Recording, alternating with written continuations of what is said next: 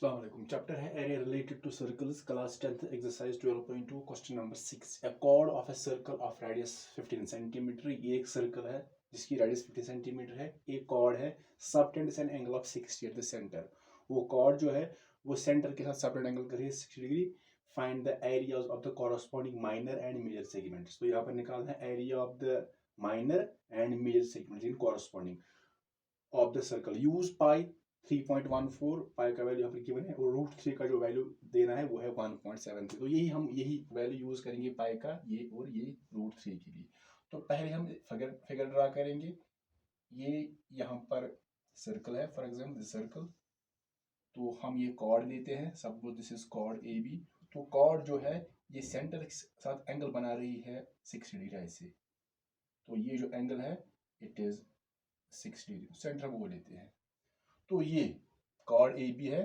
तो अब कौन सी बनेगी कॉरस्पॉन्डिंग माइनर और major segment. Chord A B, अगर कॉर्ड ए बी लेंगे तो ये बनेगी इसकी माइनर सेगमेंट और ये ऊपर मेजर सेगमेंट, क्योंकि कॉर्ड यहाँ पर है ए बी. तो ये माइनर सेगमेंट और ऊपर वाला जो बाकी बचता है वो है मेजर सेगमेंट. तो इनका हमें दोनों का एरिया निकालना है. तो पहले निकालेंगे इस वाले का जो माइनर है. ये माइनर है यहाँ पर दिस पोर्शन. तो यहाँ पर जो रेडियस है वो है 15. तो ओ बी इसकी रेडियस है, ये 15 सेंटीमीटर है. तो ओ बी इसकी भी रेडियस है, दैट इज 15 सेंटीमीटर. तो पहले हम क्या करेंगे, जो सेगमेंट का एरिया होता है, सेगमेंट का एरिया हम डायरेक्टली नहीं निकाल सकते, पहले निकालना होता है सेक्टर का एरिया. तो फिर सेक्टर के एरिया में से माइनस करते हैं ट्राइंगल का एरिया. तो जब ये ट्राइंगल ओ ए बी है तो हमें इसका भी एरिया निकालना है. लेकिन पहले हम देखेंगे कि इस ट्राइंगल का एरिया कैसे निकालेंगे. यहाँ पर खाली दो साइड्स गिवन है, तो हम ये बेस और ऑरिजिन नहीं ले सकते. ये तभी लेंगे बेस और ऑरिजिन जब ये राइट ट्राइंगल होगा. तो यहाँ पर पहले निकालेंगे इसका तीसरा साइड, देखेंगे तीसरा साइड क्या होगा. तो यहाँ पर लिखेंगे पहले in triangle A O B. तो यहाँ पर जो ओ ए है it is equal to O B. O A O B के बराबर है क्योंकि दोनों एक ही सर्कल के रेडियस हैं, तो दोनों है 15 सेंटीमीटर. तो यहाँ पर जब किसी ट्राइंगल में दो साइड्स इक्वल होते हैं तो उनके अपोजिट एंगल्स भी इक्वल होते हैं. तो ये जो दो साइड्स इक्वल है इनका अपोजिट एंगल ए और इसका बी है. तो एंगल ए और एंगल बी ये भी इक्वल होंगे. एंगल ए एंगल बी के बराबर होगा. तो यहाँ पर लिखेंगे ये है angles opposite to equal sides.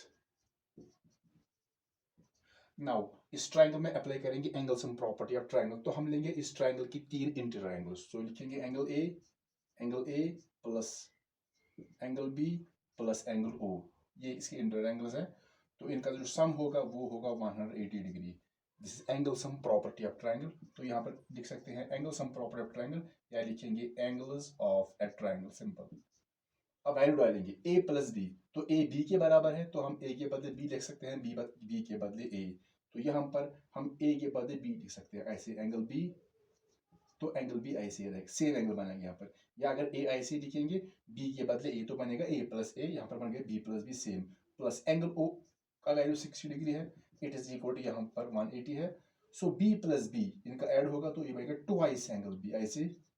फिर प्लस 60 डिग्री ऐसे रखेंगे 180 डिग्री. तो अब 60 को ट्रांसपोज करेंगे तो twice angle B it is equal to 180. ये प्लस 60 यहाँ पर जाएगा minus 60. So twice angle B as it is 180 minus 60 तो इट इज 120 डिग्री. तो एंगल बी का जो वैल्यू आएगा 120 डिग्री. ये 2 मल्टीपल यहाँ पर है तो डिवाइड आएगा. So 120 by 2 it is equal to 60. So angle B का वैल्यू 60 आ गया. But angle A is equal to angle B. Already proved above. Therefore यहाँ पर लिख सकते हैं but angle A it is equal to angle B.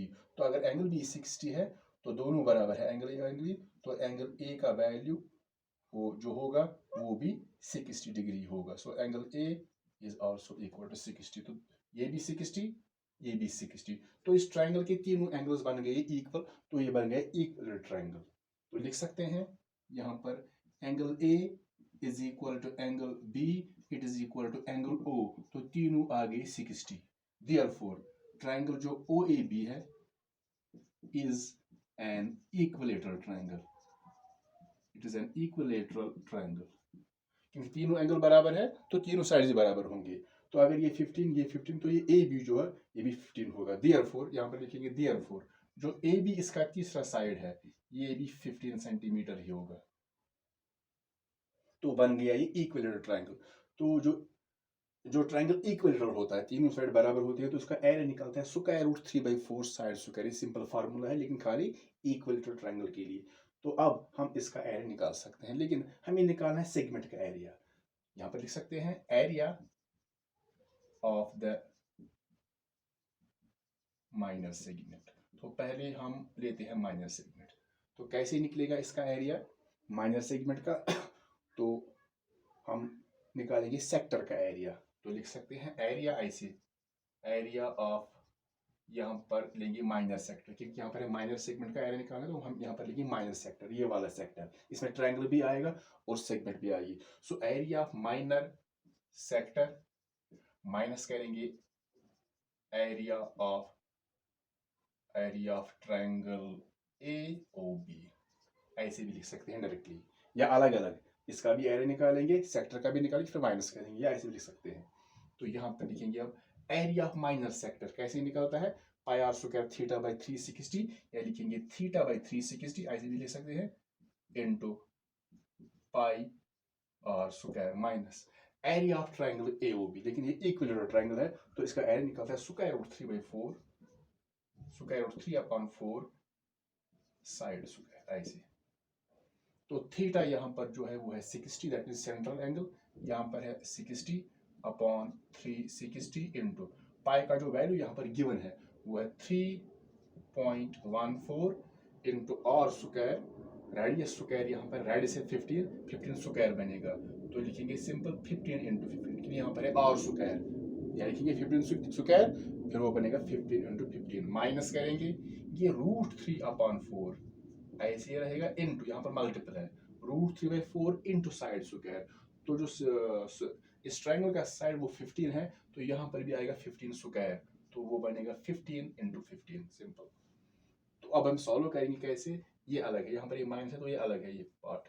तो multiple करेंगे 60 into 3.14 into 15 into, अब मल्टीपल करेंगे जो ऊपर न्यूमरेटर्स है इनका मल्टीप्लिकेशन करेंगे, तो वो आएगा इसका वैल्यू 42390, लेकिन डिवाइड यहाँ पर है 360, फिर माइनस है, तो जो √3 का वैल्यू यहाँ पर है, तो ऊपर हम यहाँ पर √3 का वैल्यू ऊपर ही डालेंगे।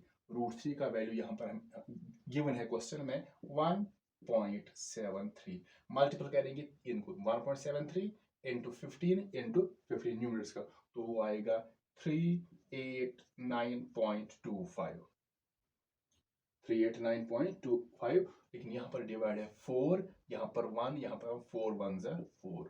तो यहाँ पर ये कैसे सॉल्व करेंगे, अगर क्रॉस मल्टीपल करेंगे तो वो थोड़ा लेंथी हो जाएगा। हम कैसे इसको सॉल्व कर सकते हैं, यहाँ पर सिंपल, यहाँ पर हम इन दोनों को डिवाइड करेंगे, ये भी कर सकते हैं, इन दोनों को डिवाइड करेंगे, इनको भी डिवाइड करेंगे, क्रॉस भी कर सकते हैं, थोड़ा लेंथी हो जाएगा। तो यहाँ पर हम करेंगे, यहाँ पर 42390 को डिवाइड करेंगे 360 से, तो वो आएगा 117.75। आप कैलकुलेटर यूज कर सकते हैं, तो डिवाइड करेंगे दोनों को तो आएगा 117.75, तो माइनस, यहाँ पर अब इसको डिवाइड करना है 4 से, 389.25 को डिवाइड करेंगे 4 से, तो आएगा 97.31।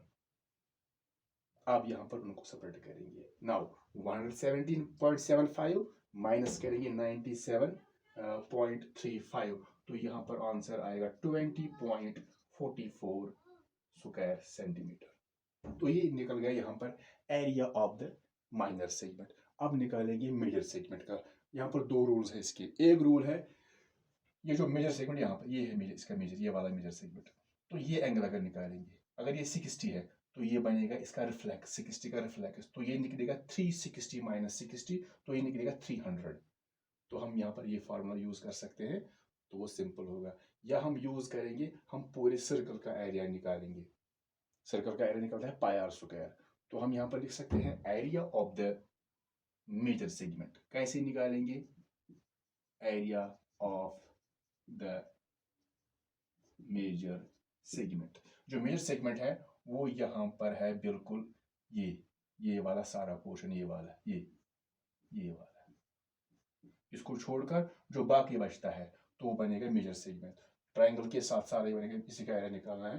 तो यहाँ पर दो रूल्स है, या तो हम पूरे सर्कल का एरिया निकालेंगे, जब पूरे सर्कल का निकालेंगे तो इसमें आएगा मेजर भी और माइनर भी सारा आएगा, फिर जब माइनस करेंगे ये वाला तो बचेगा मेजर सेगमेंट का area of major segment. It is कैसे निकालेंगे मेजर सेगमेंट का area, area of the circle लिख सकते हैं, एरिया ऑफ सर्कल माइनस करेंगे यहां पर एरिया ऑफ माइनर सेगमेंट, ये भी एक मेथड है। So area of circle, so area of major segment का एरिया कैसे निकालेंगे, area of circle minus area of this sector. तो ये तो ऑलरेडी हमने निकाला है एरिया ऑफ माइनर सेक्टर। तो अब पहले हम लिखेंगे एरिया ऑफ सर्कल। तो कैसे निकलता है एरिया ऑफ सर्कल, तो वो निकलता है pi r square minus area of minor segment का हमने ऑलरेडी एरिया निकाला है यहाँ पर, वो है 20.44, वो है 20.44 सेंटीमीटर स्क्वायर। तो खाली यहाँ पर हमें निकालना है सर्कल का एरिया। तो पाई का जो वैल्यू ऑलरेडी यहाँ पर 3.14 into r square, radius square, radius 15 है लेकिन यहाँ पर आर स्क्वायर 15 स्क्वायर लिखेंगे, या लिखेंगे वहीं पर 15 इंटू 15 माइनस, ये तो ऐसे ही रहेगा 20.44 क्योंकि ये ऑलरेडी सॉल्व किया गया, इसको सॉल्व करना है। तो फिर यहाँ पर मल्टीपल करेंगे 3.14 इंटू 15 यहाँ तक, ये माइनस है यहाँ पर, तो इन तीनों का हमें मल्टीपल करना है 3.14 इंटू 15 आप कैलकुलेटर यूज करेंगे तो आएगा 706.5, फिर है माइनस, तो ये भी एरिया ऑफ द सर्कल निकलेगा। तो ये भी स्क्वायर सेंटीमीटर में है क्योंकि ये सभी सेंटीमीटर है, माइनस आगे है फिर 20.44 सेंटीमीटर स्क्वायर। अब सिंपल हम यहाँ पर इन दोनों का सब्ट्रैक्ट करेंगे क्योंकि ये भी स्क्वायर सेंटीमीटर, ये भी स्क्वायर सेंटीमीटर, जो माइनस करेंगे तो निकलेगा यहाँ पर area of the major segment. तो इनको सब्ट्रैक्ट करेंगे तो इसका आएगा 6, इसका जो आंसर आएगा माइनस करके वो आएगा 686.06 स्क्वायर सेंटीमीटर।